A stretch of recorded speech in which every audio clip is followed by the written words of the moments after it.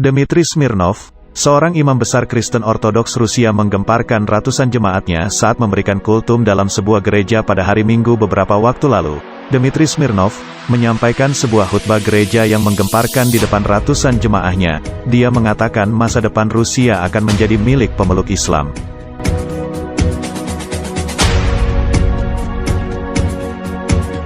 Kalian lihat, ketika umat Islam merayakan hari besar keagamaannya, tidak satupun orang yang berani melewati mereka, karena di seluruh dunia di masjid-masjid dan jalan-jalan kota dipadati ribuan juta umat Islam yang sedang bersujud kepada Tuhannya. Saksikanlah, jutaan umat manusia yang beribadah dengan sangat teratur dalam satu waktu dan tempat. Mereka menempati saf mereka masing-masing dan hal itu tidak perlu diajarkan. Mereka berbaris dengan tertib tanpa harus diperintahkan. Lalu di mana kalian melihat penganut agama Kristen di seluruh dunia bisa beribadah bersama, dan hal itu sama sekali tidak ada dalam Kristen. Kalian tidak akan pernah melihatnya, ujar imam besar Katolik Ortodoks di depan ratusan ribu jemaatnya. Lihatlah mereka, kaum muslimin kerap membantu dengan sukarela tanpa berharap imbalan, tapi pemeluk Kristen malah sebaliknya. Kalian tanyakan pada wanita tua itu, katanya sambil menunjuk wanita lumpuh yang berada di gerejanya seperti diberitakan The World Bulletin News Rusia, beberapa waktu lalu. Sang imam besar Katolik Ortodoks itu mengatakan bahwa wanita tua itu mengaku setiap kali ke gereja di Moskow, wanita itu kerap mendapat jasa transportasi dari seorang pengemudi muslim.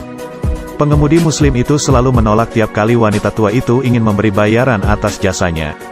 Menakjubkannya, pengemudi muslim itu beralasan bahwa Islam melarang untuk mengambil upah pada wanita lansia, jompo, duafa dan anak-anak yatim di berbagai panti dan yayasan.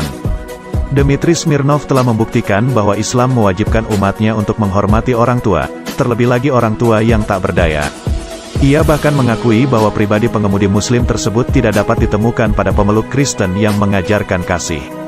Seorang muslim justru lebih dekat dengan Sang Mesias, tapi orang Kristen hanya ingin uang.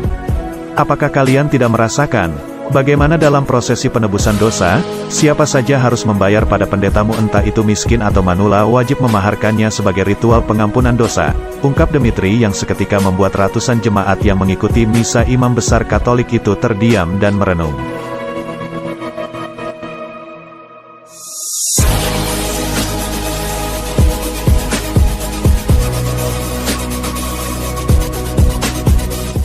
Dia mengatakan seorang muslim tidak tertarik untuk mengambil upah pada orang-orang lansia. Mereka begitu ikhlas dengan sukarela membawakan barang-barang serta belanjaan wanita tua sampai sang wanita tua itu henka berdoa ke gereja. Bahkan, kata dia, sang pengemudi muslim setia untuk mengantar jemput wanita tua itu. Inilah kenapa saya mengatakan masa depan Rusia akan menjadi mayoritas pemeluk agama Islam dan negeri ini akan menjadi negara Islam. Lanjutnya dalam khutbah, menurutnya, tuduhan teroris yang kerap dialamatkan kepada agama Islam hanyakan isu belaka. Sebab, kata dia, kenyataannya umat Islam sangat mengedepankan etika dan kesopanan. Di depan jemaatnya, Dmitry mengakui bahwa meski umat Islam difitnah sebagai teroris tapi populasi jumlah manusia yang berbondong-bondong memeluk agama Islam di Eropa dan Rusia makin ramai berdatangan ke masjid untuk memeluk Islam.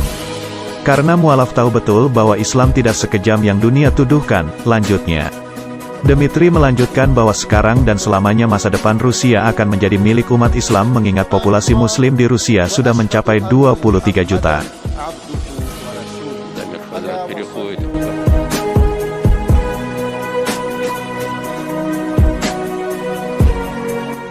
Sementara pemeluk Kristen mengalami penurunan hingga 18 juta, sedangkan sisanya masih menganut komunis. Ini sebuah fakta bahwa Islam sekarang menjadi agama terbesar di Rusia, ungkapnya.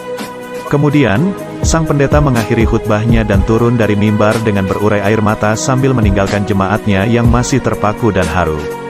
Mereka tak pernah menyangka seorang imam besar Katolik bisa mengagungkan orang Muslim.